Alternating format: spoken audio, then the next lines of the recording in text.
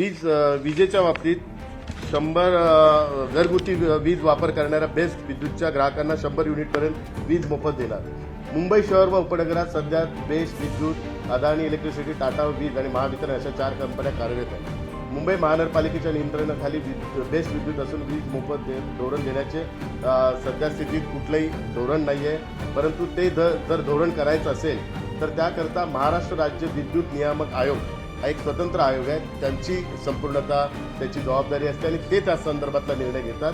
मुंबई महानगरपालिकेच्या अधिपत्याखाली महाराष्ट्र राज्य विद्युत नियामक आयोग येत नाही, ते राज्य सरकारच्या आयोगाखाली येतं. ते एक स्वतंत्र आयोग आहे, त्याला स्वतंत्र अधिकार आहे. त्यामुळे त्याही ठिकाणी 20 आमदारांच्या संख्येवर त्याही ठिकाणी कुठलाही वीज माफीचा प्रस्ताव मंजूर करून घेता येणार नाही. प्रत्येकाला पाणी हक्काच्या बाबतीत डिसॅलिनेशन प्रकल्पाचं काम यापूर्वीच चालू झालेलं आहे. STPचं पण काम यापूर्वीच चालू झालेलं आहे.